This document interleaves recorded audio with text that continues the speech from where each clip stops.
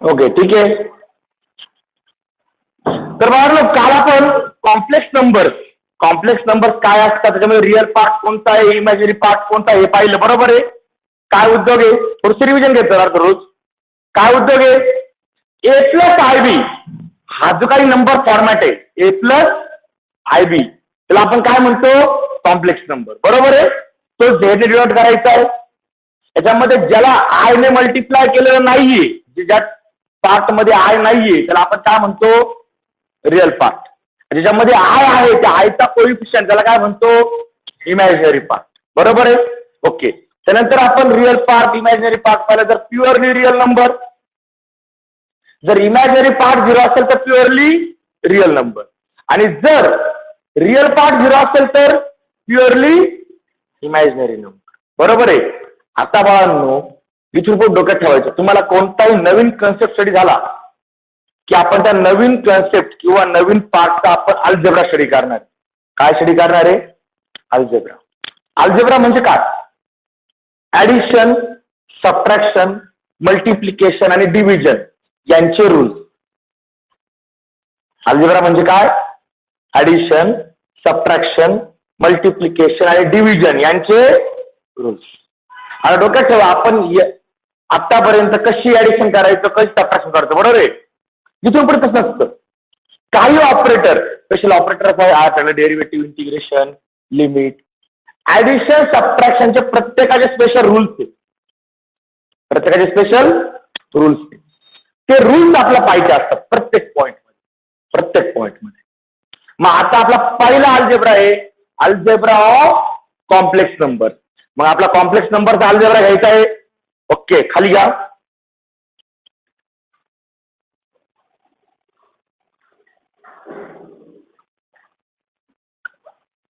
Algebra of complex number.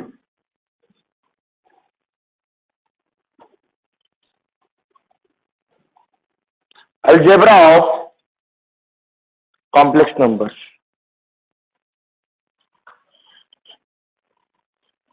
Algebra of complex number. आता काही algebra म्हणजे ऍडिशन, सबट्रॅक्शनचे रूल्स, बरोबर आहे. ऍडिशन, सबट्रॅक्शन, मल्टिप्लिकेशन आणि डिव्हिजन. पण काही यांना इक्वॅलिटीचा अल्जेब्रा सुद्धा असतो, कारण की नंबर्स आहे ना, बरोबर आहे. ऑपरेटर नाही आहे, हे नंबर्स. मग नंबरचा पहिला अल्जेब्रा येतो तो इक्वॅलिटीचा. मग खाली घ्या फर्स्ट पॉइंट करून, equality of two complex number.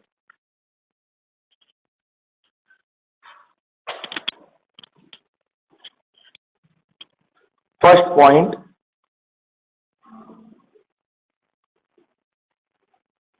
equality of two complex numbers.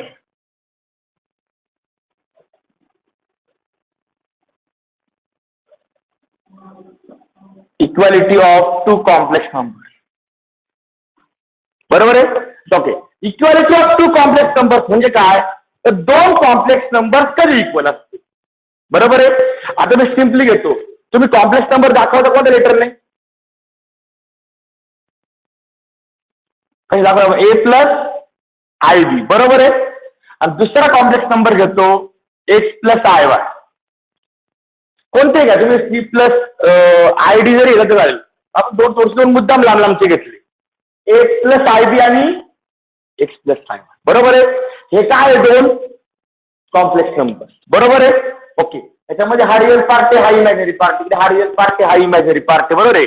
माझं म्हणणं असं आहे, हे दोन्ही कॉम्प्लेक्स नंबर इक्वल आहे, हे दोन्ही कॉम्प्लेक्स नंबर इक्वल आहे.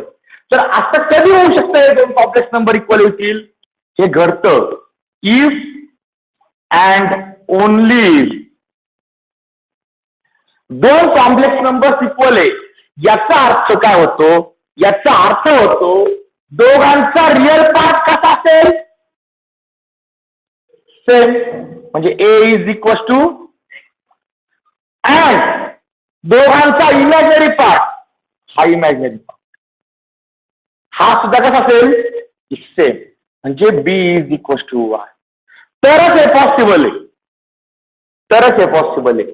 म्हणजे दोन कॉम्प्लेक्स नंबर इक्वल येण्यासाठी त्यांचे रिअल पार्ट कसे पाहिजे, करस्पॉन्डिंग रिअल पार्ट सेम पाहिजे, करस्पॉन्डिंग इमॅजिनरी पार्ट कसे पाहिजे, सेम पाहिजे, तरच ते दोन नंबर काय होतात, इक्वल होतात. समजलं प्रत्येकाला? अरे समजलं का प्रत्येकाला? याच्यावरती एक्झाम्पल याच्यामध्ये पहिले याच्यावरती एक्झाम्पल आहे. दोन कॉम्प्लेक्स नंबर कधी इक्वल असतात, जर त्यांचे करस्पॉन्डिंग रिअल पार्ट सेम असतील आणि इमॅजिनरी पार्ट सेम असतील. हे आपण ऑलरेडी क्वाड्रॅटिकला वगैरे केलेलं असतं. सारख्या दिसणाऱ्या टर्म्स जर सारख्या असतील तरच ते दोन पार्ट सारखे असतात. म्हणजे बघा इथे आयचा कोइफिशियंट सारखा आहे आणि आय नसलेल्या टर्म सारखे आहे, बरोबर ना? ही कॉम्प्लेक्स नंबर मध्ये आपल्याला दोनच गोष्टी आहे, एक तर आय नसलेल्या टर्म्स किंवा आय असलेल्या टर्म्स, बरोबर आहे ना? अरे बरोबर का? दोनच पार्ट नाही, एकामध्ये आय नाही एकामध्ये आय आहे. ओके, दोन कॉम्प्लेक्स नंबर इक्वल होण्यासाठी ज्यांच्यामध्ये आय नाही ते दोन्ही सारखे असतात, ज्यांच्यामध्ये आय आहे दोन्ही सुद्धा असतात सारखे असतात, तरच दोन कॉम्प्लेक्स नंबर काय असतात, इक्वल असतात. अडचण बोला बरं अल्जेब्रामध्ये. पहिला अल्जेब्रा समजला? अरे पहिला अल्जेब्रा समजला? हा, आता पहिला अल्जेब्रा जर समज असेल तर एक्झाम्पल येतात कसे. माझा याचा एक्झाम्पल पहा. For example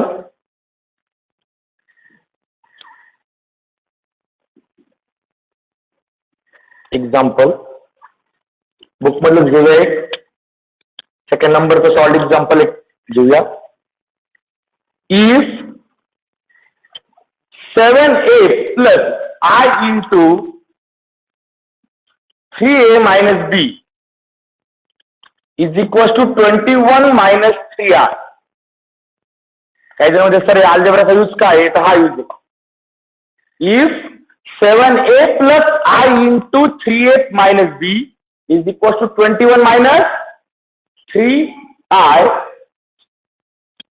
then find a and b. Then find a and b. Okay, आता बाळांनो नीट समजून घ्या. इक्वॅलिटी अल्जेब्राचा यूज इथे होतो, कसा होतो पाहून घ्या. याचा सोल्युशन घेऊया आता. लक्षात द्या तिकडे. यांनी दिलेलं काय आहे, इफ पासून ते देन पर्यंत मधला जो पार्ट असतो जीवन पार्ट असतो हा पुढे फाइंड करायचा पार्ट आहे, बरोबर ना? मग यांनी जीवन काय क्वेश्चन मध्ये जीवन काय दिलाय, 7a plus I into 3a minus b is equal to 21 minus 3r. हे क्वेश्चन मध्ये दिलेलं आहे आपल्याला, बरोबर आहे? याच्यावरनं ए आणि बी फाइंड करायचं. पण बाळांनो हे दोन काय, हा काय, कोणता नंबर आहे हा, कॉम्प्लेक्स नंबर. तुम्हाला सांगितलं आतापर्यंत, आता जर तुला कोणता नंबर विचारला नाही शिकवता आन्सर कॉम्प्लेक्स नंबर, बरोबर ना? हा कॉम्प्लेक्स नंबर आहे, हा कॉम्प्लेक्स नंबर आहे. दोन कॉम्प्लेक्स नंबर इक्वल आहे, त्याचा आपल्या करस्पॉन्डिंग पार्ट असतील सेम असतील, म्हणजे ज्याच्यामध्ये आय नाहीये तो पार्ट म्हणजे कोणता, इकडचा इक्वल असतील, बरोबर आहे? Okay, this implies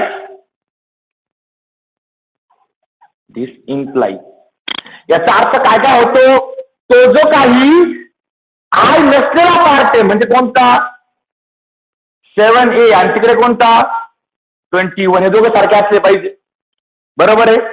and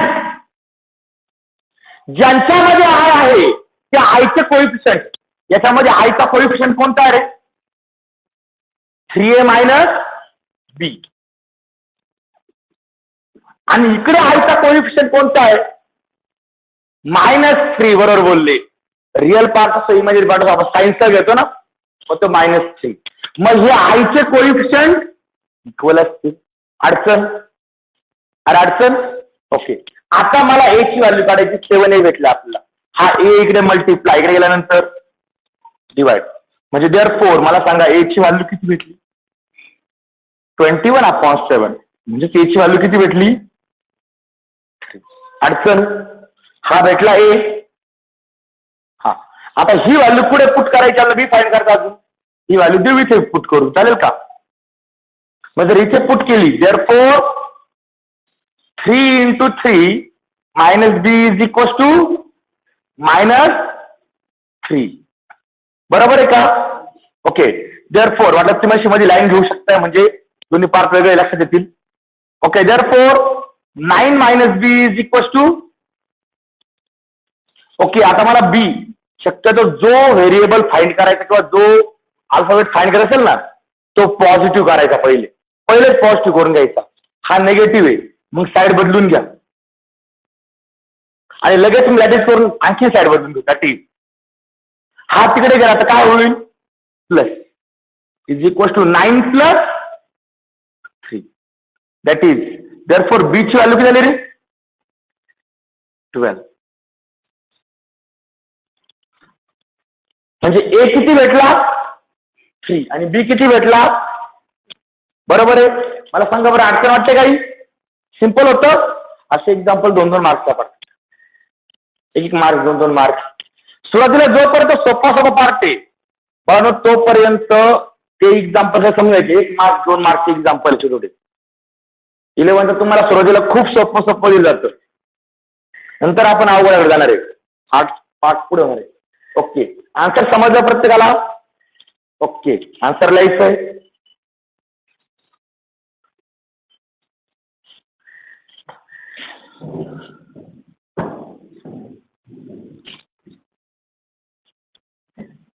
online करणारे जर अडचण आली काही तर तुम्ही लगेच माईक ऑन करून बोलू शकता. तुमचा माईक ऍक्सेसेबल आहे तिथे. जर काही अडचण वाटली तर माझ्या काळात हेडफोन टाकलेले, तुमचा आवाज काही ते बसलेल्या कोणाला जाणार नाही. माईक ऑन करून तुम्ही डाऊट असेल तर विचारू शकताय. पण ऑनलाईनला रेकॉर्डिंग नंतर पाहताना नाही, तर रेकॉर्डिंग पाहताना माईक स्वच्छ पुढे.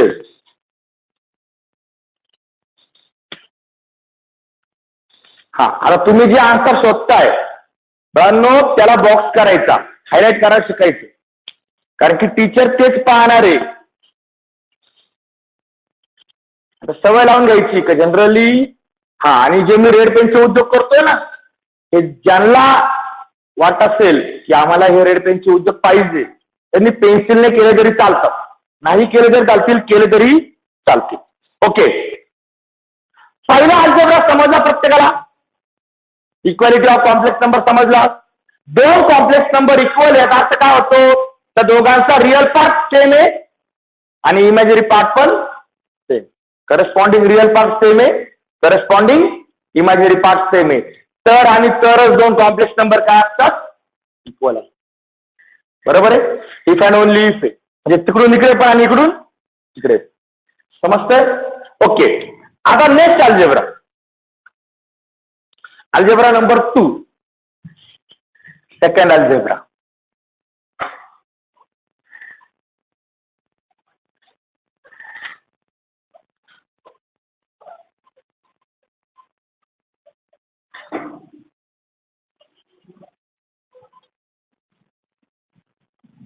Conjugate of complex number.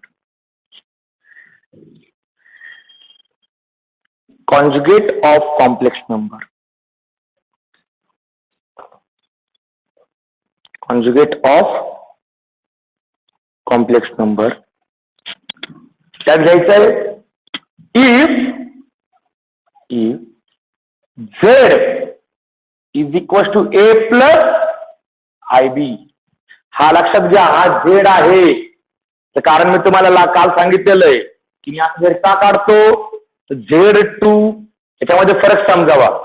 Small Z कोणता, कॅपिटल झेड कोणता आणि इंटिजरचा झेड कोणता, याच्यामध्ये गोळ होऊ नाही याकरता थोडेसे काही सिम्बॉल्स मी सुचना केले. जनरली कॉम्प्लेक्स नंबर झेड छोटा झेड मी आता काढतोय. बरोबर आहे. मग थोडीशी लाईन आहे का जेणेकरून झेड लक्षात येईल. Z is equal to A plus IB. If Z is equal to A plus IB, if any complex number is any complex number, if Z is equal to A plus IB is any complex number, म्हणजे हा कोणताही एक जगातला complex number आहे. आपल्या याच्याबद्दल real part बद्दल imaginary part बद्दल काही माहिती नाही, कोणताही असू शकतो. बरोबर आहे. Then then its conjugate is. आता ऑलरेडी तुम्हाला कॉन्जुगेट यापूर्वी आलेले ए प्लस बी चा कॉन्जुगेट असतो ए मायनस बी आणि ए मायनस बी चा कॉन्जुगेट असतो ए प्लस बी. कुठे कॉन्जुगेट आले होते? 9th ला कॉन्जुगेट होते बघ. कुठे?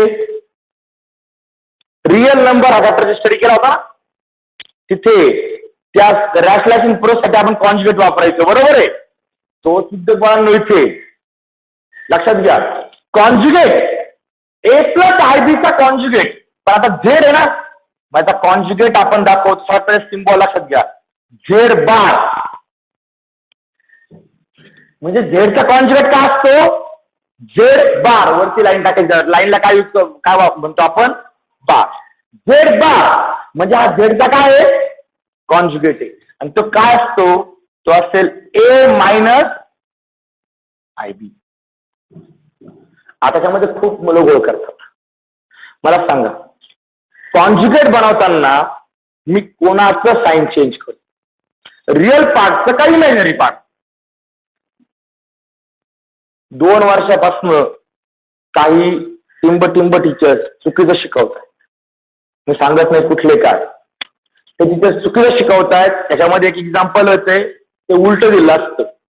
म्हणजे समजा असं एक्झाम्पल मी दिलोय तुम्हाला, 2 + 3i, तर मला सांगा याचा कॉन्जुगेट काय? 2 - 3i, बरोबर आहे. आता हेच मी तुम्हाला आज देतो, 3i + 2. आता कॉन्जुगेट काय? हा, हे लक्षात घ्यायचं. आयचा कोइफिशियंट तिथे आहे ना, हे लक्षात घ्यायचं. फक्त आयच्या कोइफिशियंटचं साईन बदलायचं, मधलं साईन बदलायचं, असा याचा अर्थ नाहीये. याचा अर्थ काय आहे? इमॅजिनरी पार्टचा साईन बदला. आयचा कोइफिशियंट इथे बा, हा आणि हा नंबर एकच आहे, मग कॉन्जुगेट पण सेमच आला पाहिजे ना. आता क्लिअर कट आहे. तुम्हाला आयचा कोइफिशियंट हा या साईन काय काही नाही म्हणजे काय आहे? प्लस. तुम्हाला ते बदलायचं म्हणजे -3i + 2. पा हे नंबर सेम आहे तर कॉन्जुगेट सुद्धा सेमच आलाय, फक्त उलटा आला.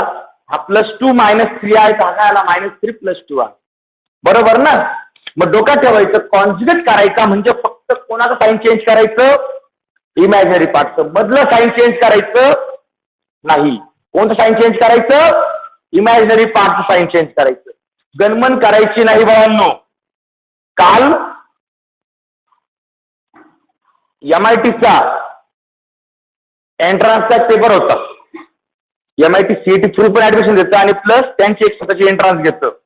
त्यांची काल एंट्रान्सचा पेपर होता. पण नो, त्याच्यामध्ये खूप सारे कॉम्प्लेक्स नंबर होते, भरपूर कॉम्प्लेक्स नंबरवरचे एक्झाम्पल आले होते आणि ते खूप बेसिक वर होते. कॉन्जुगेटचे एक्झाम्पल आले होते. कशाला? MITच्या ऍडमिशनसाठी, CETला त्यांच्या. पण 12th मुलांना येतच नव्हतं, कारण 11th स्टडी केला नव्हता. कॉन्जुगेट आणि डोक्यात येतो, कॉन्जुगेट म्हणजे मधलं साईन बदलायचं. भरपूर जणांनी 100% चूक केली असतात, मधलं साईन बदलला.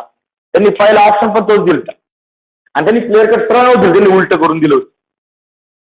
ते क्वेश्चन उलटा करून द्यायचं, थोडं उलटा पालट करून द्या, सरळ देत. ओके, कॉन्जुगेट समजला. जर ए + आयबी हा कॉम्प्लेक्स नंबर आहे तर कॉन्जुगेट काय असतो? ए - आयबी. आयचा कोइफिशियंटचा साईन बदलायचं. डोक्यात काय ठेवायचं? आयच्या कोइफिशियंटचा साईन बदलायचं. ओके, जर तुमचा complex number z letter denote केला जातोय, त्याचा कॉन्जुगेट कसा डिनोट करायचा? Z bar. लक्षात आलंय? ओके, मग खाली बाळांनो एक चार्ट बनवू आपण. तुमचं एक्झाम्पल आहे, नंतर प्रॉपर्टीज घ्यायचे आपला.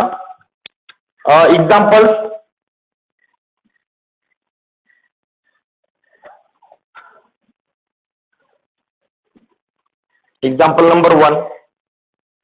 डायरेक्ट तुम्हाला चार्ट दिलेला आहे, इकडे झेड दिलाय आणि झेड बार तुम्हाला विचारलं. पट्टी पेन्सिल नाही घ्यायची, पटपट हाताने रेषा ओढून द्यायच्या. 3 + 4i कॉन्जुगेट लिहायचा, लिहा कॉन्जुगेट. 7i - 2, 3,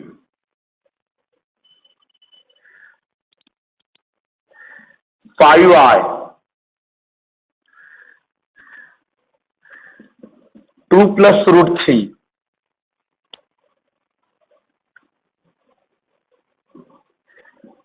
नंतर 7 + √5 r.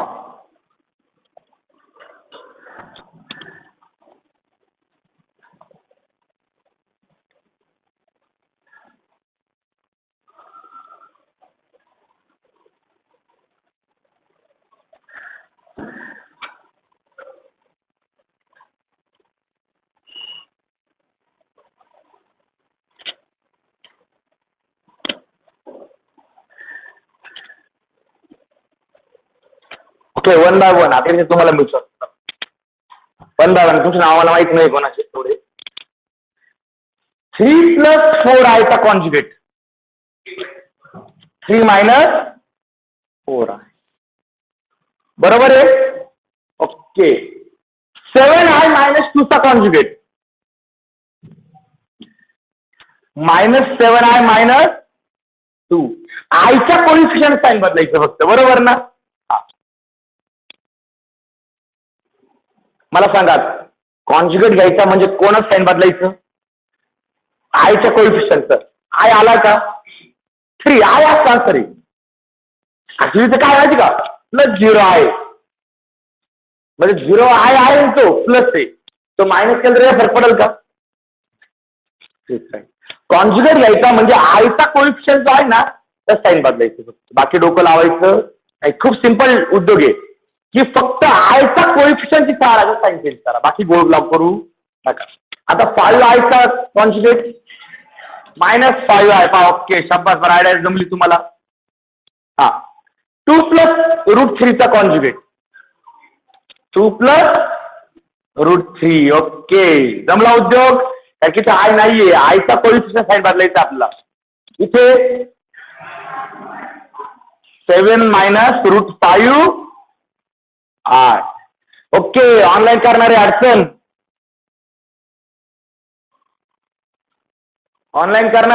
बोला. आपण कॉम्प्लेक्स नंबरचा कॉन्जुगेट घेतोय.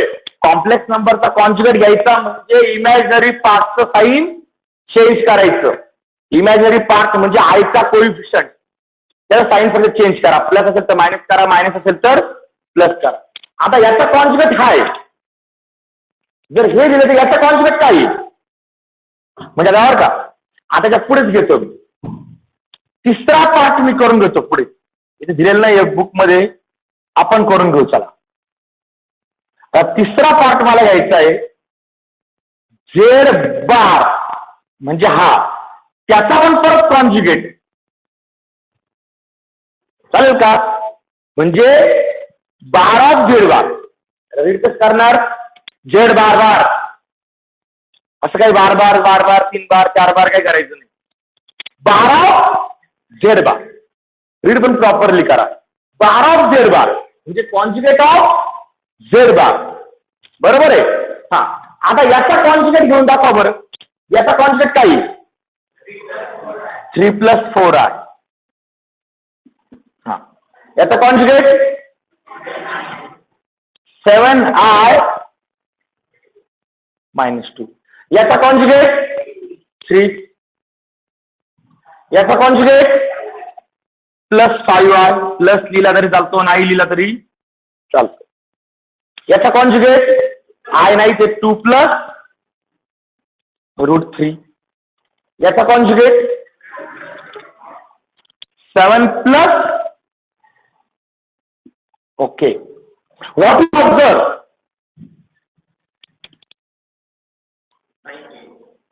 काय या चार्टवर तुम्ही काय ऑब्झर्व केलं? हा कॉम्प्लेक्स नंबर, हा त्याचा कॉन्जुगेट, हा परत त्याचा कॉन्जुगेट. तुम्हाला काय दिसतंय? चेक करा. पहिला कॉलम आणि लास्ट कॉलम चेक करा. असं आहे, बरोबर आहे. म्हणजे आपलं काय भेटलं तर note number 1.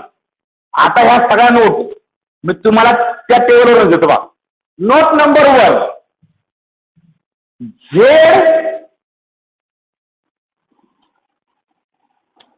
Conjugate of Z is again same as the Z.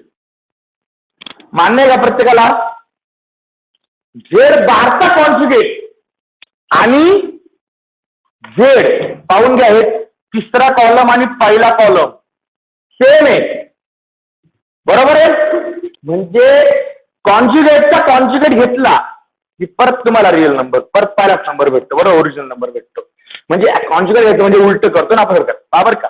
एखादा मुलगा आहे असा उभा आहे, त्याला धरलं मी, उलट केलं, टांगड्यावर डोक खाली झाला उलटा, परत उलटा केला, ऑटोमॅटिक परत सरळ झाला, बरोबर आहे ना. मग बाळांनो हाच उद्योग आहे. तुम्ही पहिले साईन चेंज करणार, परत साईन चेंज करणार, म्हणजे ऑटोमॅटिक परत जे होतं ते तयार होणार. म्हणजे conjugate of conjugate is again original number. Conjugate of conjugate is again original number. अडचण काही? अरे अडचण काही? ओके, आता लक्षात घ्या. पुढे जर पॉवर का note number 2, if Z is equal to z bar, असं माझं म्हणणं आहे. कुठे आलंय चेक करा बरं. झेड आणि झेड बार इक्वल आला. ऍक्च्युली कोण इक्वल आहे देतं? झेड बारचा बार आणि झेड इक्वल असतो नेहमी. आता मी काय म्हटलं, z is equal to z bar म्हणजे एक नंबर त्याचा कॉन्जुगेट इक्वल आला. पुढे घडलंय असं, इथं घडलंय का? घडलंय का? हा झेड आहे, हा झेड बार आहे, दोन्ही इक्वल आले. काय इक्वल आले? काय इक्वल आले? कॉन्जुगेट सेम काय येऊ राहिलाय? ऍक्च्युली कॉन्जुगेट सेम येतोय का? नाही, इथे सेम नाही आला, पण इथे सेम आला का? कारण की इमॅजिनरी पार्ट नाहीये, आणि ज्यावेळेस इमॅजिनरी पार्ट नसतो त्यावेळेस तो काय असतो? Purely real number. Real number नाही, प्युअरली रिअल नंबर. म्हणजे if Z is equal to z bar, then Z is purely real number किंवा प्युअरली रिअल, बरोबर का? प्युअरली रिअल म्हणजे काय? त्याच्यात इमॅजिनरी पार्टच नसतो, बरोबर ना. त्यामुळे साईन चेंज होत नाही ना. इक्वल का राहिला? हा इमॅजिनरी पार्टच नाही याच्यामध्ये, कसा आहे? Purely real. दुसरा पॉइंट, थर्ड नोट. आता बरं का, असं म्हणतो मी, if Z is equal to minus Z bar किंवा Z bar is equal to minus Z, हा मायनस आपण करू शकतो, बरोबर आहे. म्हणजे काय? तुमचा कॉम्प्लेक्स नंबर आणि त्याचा कॉन्जुगेट या दोघांमध्ये साईनचा चेंज आहे, बरोबर आहे. म्हणजे कॉम्प्लेक्स नंबरला मायनस केलं का डायरेक्ट तुमचा कॉन्जुगेट भेटू राहिलाय. असं कुठे करू? डायरेक्ट फक्त कॉम्प्लेक्स नंबरलाच कॉन्जुगेट मायनस केलं का डायरेक्ट कॉन्जुगेट भेटतोय. हे बघा, इथे ज्या 5 आहे, झाला का -5 आहे, म्हणजे हा पाहून घ्या, फक्त फरक काय? मायनसने मल्टिप्लाय झालं, बरोबर आहे. जर तुम्ही कॉन्जुगेट नंबर आणि तुमचा कॉम्प्लेक्स नंबर याचा जर विचार केला, फक्त काय होतंय? मायनसने मल्टिप्लाय होतं. असं का होतं रे? कारण रिअल पार्ट 0 आहे. मग तुमचा कॉम्प्लेक्स नंबर आणि कॉन्जुगेट हे एकमेकाचे निगेटिव्ह आहे. कधी? हे आहेत का निगेटिव्ह? नाही. याला जर तुम्ही मायनसचं लिहिलं तर हा पण मायनस होईल, हा पण मायनस होईल ना. पण आज झालंय का इथे? नाही. पण इथं पहा ना, जर तुम्ही याला मायनस केलं तर हा कॉन्जुगेट डायरेक्ट आहे. असं का होतंय? कॉन्जुगेट आणि कॉम्प्लेक्स नंबर हे एकमेकाचे निगेटिव्ह नंबर कधी येतात? जर रिअल पार्ट नसेल तर. आणि रिअल पार्ट नसतो त्यावेळेस ते नंबर काय असतात? Purely imaginary number. म्हणजे then Z is purely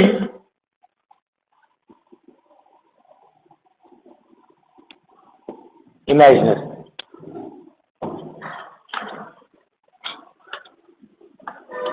purely imaginary. सांगा बरं, नोट मध्ये काय अर्थ वाटतंय? नोट आपण पाठ केल्या, पुढून पाहून लिहिल्या नाही, सगळं चाकवर नागायचं दिसतं ते लिहिलं, बरोबर आहे. म्हणजे तुम्ही ऑब्झर्व केलं, तुम्ही लिहिलंय, बरोबर आहे. मी फक्त दाखवून दिलं. ओके. पहिली नोट काय सांगते, कोणत्याही कॉम्प्लेक्स नंबरच्या कॉन्जुगेटचा परत कॉन्जुगेट घेतला का अगेन सेम कॉम्प्लेक्स नंबर भेटतो. म्हणजे conjugate of conjugate is again same. म्हणजे bar of Z bar is again, बरोबर आहे. म्हणजे कोणत्याही कॉम्प्लेक्स नंबरच्या कॉन्जुगेटचा कॉन्जुगेट हा परत कॉम्प्लेक्स नंबरच भेटणार आहे, बरोबर आहे. म्हणजे बार ऑफ झेड बार हा परत झेड येणार, बरोबर आहे, बरोबर आहे. म्हणजे हे दोन तर इक्वल असणारच. पण एक गोष्ट, काही वेळेस कॉम्प्लेक्स नंबर आणि त्याचा कॉन्जुगेट सेम येतो, काही चेंज नाही होत. चेंज का होत नाही, तर कॉन्जुगेट घ्यायचा म्हणजे चेंज कुठे करायचा असतो, इमॅजिनरी पार्ट मध्ये, आणि चेंज झालाच नाही याचा अर्थ इमॅजिनरी पार्ट. समजा एखादा मुलगा आहे, त्याला फार कोणी मॅथ शिकवलं तर त्याला मॅथ येऊच शकत, बरोबर आहे. तरी देखील तो 12वी सायन्स पास झाला, तो मॅथ मध्ये फेल होणार होता प्रत्येक वेळेस. तर ते 12वी सायन्स पास झाला, याचा अर्थ काय रे, त्याला 12वी 100% मॅथ नसते, त्यांनी मॅथ सोडला. सेम उद्योग, तुम्हाला कॉन्जुगेट घ्यायचा म्हणजे कोणा साईन बदलायचं, इमॅजिनरी पार्ट. पण साईन बदललं नाही याचा अर्थ इमॅजिनरी पार्टच नसेल तरच बदललं नाही ना, बरोबर ना. ओके. आणि काही वेळेस काय होतं की तुमचा कॉम्प्लेक्स नंबर हा फक्त निगेटिव्ह होतो, फक्त निगेटिव्ह होतो. ऍक्च्युली तुम्हाला फक्त इमॅजिनरी पार्ट साईन बदलायचे, रिअल पार्टचं बदलायचं नाही. पण काही वेळेस तुमचा कॉम्प्लेक्स नंबर डायरेक्ट निगेटिव्ह होऊन जातो, तर काय होतं, रिअल पार्ट नसतो, बरोबर आहे. त्यावेळेस तुमचा झेड आणि झेड बार या दोघांमध्ये साईनचा फरक असतो, बरोबर आहे. मायनस असतो एकमेकांच्या, निगेटिव्ह असतो एकमेकांचे, तर ते प्युअरली इमॅजिनरी आहे, बरोबर आहे. ओके. म्हणजे कालचं इथं लागलं प्युअरली रिअल, प्युअरली इमॅजिनरी. म्हणजे एकही लेक्चर बंक करून चालणार नाही. आता ज्याला चाललंय प्युअरली रिअल आणि प्युअरली इमॅजिनरी काय चाललंय हे कळत नसेल, गेलं डॉक्टर आता वर, सोपं आहे. पण त्यासाठी तुम्हाला रेग्युलर लेक्चर करायला 1 by 1. ओके, ठीक आहे. 2 अल्जेब्रा संपले. अडचण बोला. पहिला अल्जेब्रा होता इक्वालिटीचा. इक्वालिटी म्हणजे काय, 2 कॉम्प्लेक्स नंबर कधी इक्वल असतात,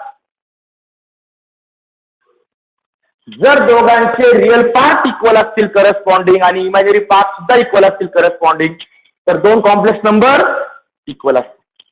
कॉन्जुगेट करायचा म्हणजे काय करायचं, इमॅजिनरी पार्टचं साईन चेंज करायचं, रिअल पार्टला हात लावायचा नाही. रिअल पार्ट काही त्रास देत नाही, जो त्रास देत नाही त्याला कधीच हात नाही लावायचा, पण जो त्रास देतो त्याला कधीच नीट सोडायचं, बरोबर आहे.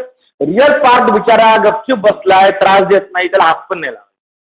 जो जास्त ओव्हर करतो तो इमॅजिनरी पार्ट, काही नाही चेंज करून टाकायचं, बस गपा, बरोबर आहे. कॉन्जुगेट घ्यायचं, फक्त इमॅजिनरी पार्टचं साईन चेंज करायचं. मग इमॅजिनरी पार्ट 2 नंबरला येऊ, 1 नंबरला येऊ, तर पुढे येऊ, आपल्याशी घेऊन देणं नाही. फक्त आयचा कोइफिशियंट जिथे साईन चेंज करून टाक, तुम्हाला भेटला कॉन्जुगेट. मग तुम्हाला समजलं की कॉन्जुगेट जर मी परत कॉन्जुगेट घेतला, तुम्हाला परत तोच कॉम्प्लेक्स नंबर भेटतो, बरोबर आहे. नंतर काय होतं, काही वेळेस कॉम्प्लेक्स नंबर आणि त्याचा कॉन्जुगेट सेम येतो. असं काय होतं, तर त्यांच्यामध्ये इमॅजिनरी पार्ट नसतो, म्हणून इथे प्युअरली रिअल असतो. आणि काही वेळेस कॉम्प्लेक्स नंबर डायरेक्ट निगेटिव्ह होऊन जातो कॉन्जुगेट घेताना. असं काय होतं, तिथे रिअल पार्ट नसतो, म्हणजे ती प्युअरली इमॅजिनरी असतं. ओके बाळांनो, या 2 अल्जेब्रामध्ये अडचण बोला. जर समजा 3 + -3i असेल, तर आपण कधीही 2 साईड मध्ये विदाउट नंबर लिहित नाही, तर प्लस मायनस मायनस होईल आणि मग परत मायनसचा कॉन्जुगेट. समजलं. 2 साईनच्या मध्ये कायम नंबर पाहिजे. विदाउट नंबर जर आपण 2 साईन समोरासमोर लिहिले ना, तर साईनचा अल्जेब्रानुसार काय होतं, मायनस मायनस तर प्लस होईल, प्लस मायनस असेल, मायनस प्लस असेल तर मायनस होईल, आणि मायनस मायनस प्लस प्लस असेल तर प्लस होईल. ओके, अडचण बोला बरं, उद्योग समजला प्रत्येकाला, ठीक आहे. आता third algebra, algebra number 3. Algebra number 3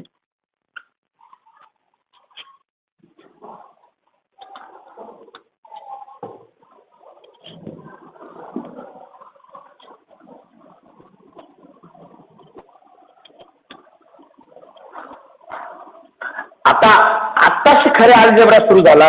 हे इथपर्यंत काय हे बेसिक होता की इक्वालिटी काय असते, कॉन्जुगेट काय असतो. आता आपला मेन पहिला अल्जेब्रा पाहिजे म्हणजे फर्स्ट रूल ऑफ ऍडिशन. मग अल्जेब्रा नंबर 3 टाका. Addition of 2 complex number. आणि मी तुम्हाला अर्थ सांगितला अल्जेब्राचा. अल्जेब्रा म्हणजे काय? ऍडिशन, सबट्रॅक्शन, मल्टिप्लिकेशन, डिव्हिजनचे रूल्स. बरोबर आहे. हा ऑपरेटर असेल तर डायरेक्टली रूल्स येतात. तर नंबर्स होते म्हणून एखादी इक्वालिटी, कॉन्जुगेट 2 अल्जेब्रा याला एक्स्ट्रा आले. ओके. Third algebra. अल्जेब्रा काय आहे? Addition of 2 complex number.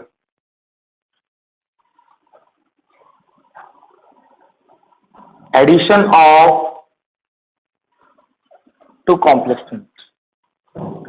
2 complex नंबरची ऍडिशन कशी करायची? मी तुम्हाला काल जाताना लास्ट एक म्हटलं होतं. काय करायचं?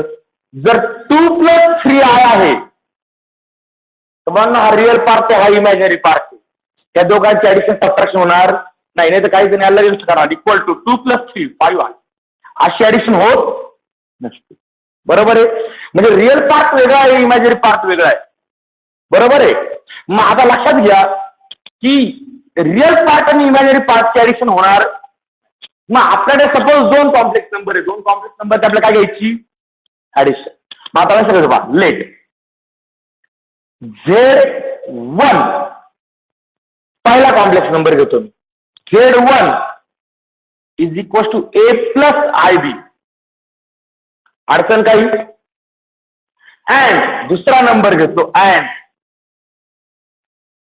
Z2 म्हणजे दुसरा कॉम्प्लेक्स. कोणता? C + ID. किंवा S + IY जरी घेतलं तरी काय फरक पडणार? हे 2 कॉम्प्लेक्स नंबर आहे. मान्य आहे प्रत्येकाला? यांचे रिअल पार्ट काय असतील, इमॅजिनरी पार्ट काय असतील अशी घेतलेलं नाही. ओके. हे 2 कॉम्प्लेक्स नंबर आहे. या 2 कॉम्प्लेक्स नंबरची मला काय घ्यायची? ऍडिशन. मग देअरफोर आतापर्यंत मला घ्यायचा काय आहे? Z1 + okay. आता बघा ऍडिशन कशी होते, काय होते ते गेलं खड्ड्यात. डायरेक्टली तुम्ही उड्या मारायला शकता. ओके. मग फायनल आन्सर बरोबर आहे. तिथपर्यंत जायचं. सिम्पली Z1 + Z2 घ्यायचं आहे ना. मग Z1 ची व्हॅल्यू काय? A + IB प्लस Z2 ची व्हॅल्यू. मी ऍडिशन नाही केली, फक्त दोन्ही व्हॅल्यूज दिली. बरोबर आहे. ओके. त्यांना ब्रॅकेट टाकले. नेक्स्ट स्टेप ब्रॅकेट ओपन करतो. A प्लस मुळे काही प्रॉब्लेम होत नाही. C+. हा आता बाळांनो हा उद्योग आपण यापूर्वी केलेला आहे. जे सिमिलर पॅटर्न मध्ये नंबर असतात त्यांची ऍडिशन सापडणार. म्हणजे हा रिअल नंबर आहे, हा एक रिअल नंबर आहे. यांच्यामध्ये आय आहे का? नाही. म्हणजे सिमिलर पार्ट आहे. सिमिलर पार्टची ऍडिशन म्हणजे हा A + C होऊन जाणार. प्लस या दोघांमधनं आपण आय कॉमन करू शकतोय बघ. जर मी या दोघांमधनं आय कॉमन केला तर उरणार काय इथे? ओके. म्हणजे हा काय आला? Z1 + Z2. आता मी तुम्हाला सुरुवातीला क्लोजरनेस प्रॉपर्टी सांगितली होती. आठवतंय का?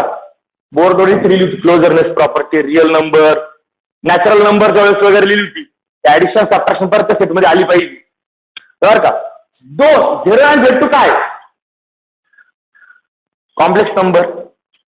यांची ऍडिशन काय आली? C आली त्यांची ऍडिशन. त्या ऍडिशनचा रिअल पार्ट हा आहे आणि हा काय? म्हणजे हा परत काय? कॉम्प्लेक्स. तुम्ही याला एक म्हटले X + IY झाला कॉम्प्लेक्स नंबर. म्हणजे 2 कॉम्प्लेक्स नंबरची ऍडिशन परत काय येते? कॉम्प्लेक्स. परत तो त्या सेटमध्ये आला पाहिजे तर क्लोजरनेस प्रॉपर्टी ट्रू होते. बरोबर आहे. ओके. मग आता बघा ही आली तुमची ऍडिशन 2 कॉम्प्लेक्स नंबरची. उद्योग समजला कसा करायचा? कशी करतो आपण ऍडिशन? रिअल पार्टची करस्पॉन्डिंग ऍडिशन, इमॅजिनरी पार्टची करस्पॉन्डिंग ऍडिशन. आय नसणाऱ्यांची ऍडिशन वेगळी घ्यायची, आय असणाऱ्यांची ऍडिशन वेगळी घ्यायची. संपला विषय. परत त्यांना मिक्स करायचं. रियालिटी आणि इमॅजिन मिक्स केलं तर काय म्हणतात लोक? वेड. बरोबर ना? रियालिटी आणि इमॅजिनेशन तर मिक्स केलं तर एवढंच म्हणतील ना आपल्याला. तुम्हाला वाटलं मी रियालिटी मध्ये काय आहे सध्या? पवार सर. मला इमॅजिनेशन वाटतंय मी भारताचा पंतप्रधान. जर दोन्ही मिक्स करून जर मी बाहेर खेळायला लागलो तर लोक मला लगेच ट्रान्सफर करतील. भाऊ थांबूच नको म्हणतील तू इथं. बरोबर आहे ना? मग रियालिटी, रिअल पार्ट आणि इमॅजिनरी पार्ट यांची ऍडिशन घ्यायची नाही, ते वेगळं ठेवायचं. ओके, ठीक आहे. पहिला अल्जेब्रा. याचा आपण एक्झाम्पल घेऊ. त्याच्या प्रॉपर्टीज वगैरे आहेत, पण आधी एक्झाम्पल समजणं गरजेचं आहे.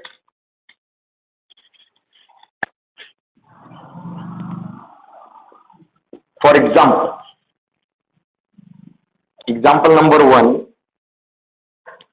Z1 is equals to 2 plus 3i and Z2 is equals to 5 plus something 4i.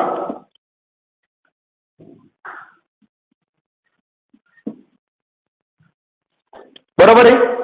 दोन कॉम्प्लेक्स नंबर. करा बरं याची addition. Therefore Z1 plus Z2 सांगितल्याप्रमाणे डायरेक्टली 2 प्लस नाही. बरोबर आहे. पण आता डायरेक्ट दोन स्टेप सध्या मिक्स करू नका, हे नंतर करणार तुम्ही. तर सध्या कसं करणार? 2 plus 3i ऍडिशन आहे. मग ऍडिशनला ब्रॅकेट दिले नाही दिले काय फरक पडत नाही. Plus 5 plus 4i. काही दिवस वाटलं तर बाळांनो ब्रॅकेट टाकत चला. नंतर तुम्ही ब्रॅकेट स्किप करणार आहे. 2 plus 3i plus 5 plus 4i. आता याची ऍडिशन कशी होईल रे?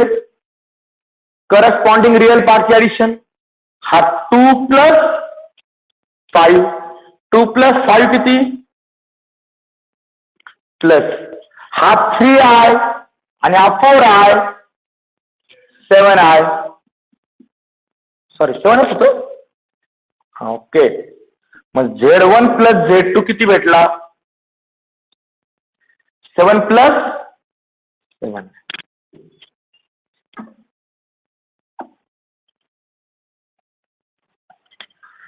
अडचण बोला बरं. ऍडिशन अवघड आहे. ऍडिशन कशी करायची? करस्पॉन्डिंग रिअल पार्टची ऍडिशन, करस्पॉन्डिंग इमॅजिनरी पार्टची ऍडिशन. विषय क्लोज. असं ते गेलं बघा.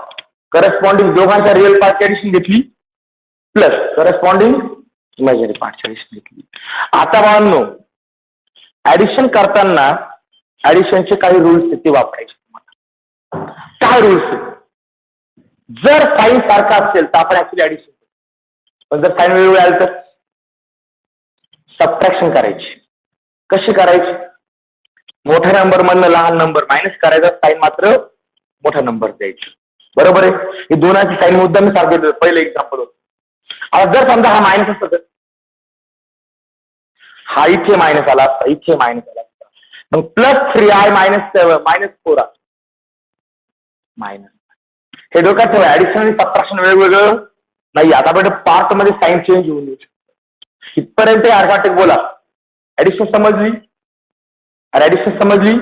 ठीक आहे. उद्या आपण बाळांना आणखीन ऍडिशनचे एक्झाम्पल घेऊ आणि त्यानंतर मात्र जशा इथे कॉन्जुगेटच्या प्रॉपर्टी घेतल्या ना तशा ऍडिशनच्या प्रॉपर्टी, तशा प्रॉपर्टी आपल्याला स्टडी करायची. समजलंय? आज ऍडिशन समजली. आज घरी घातल्यावर कोणते दोन कॉम्प्लेक्स नंबर घ्यायचे ऍडिशन करून 5. एवढं अवघड नाही. ठीक आहे. याचा स्क्रीनशॉट घ्या.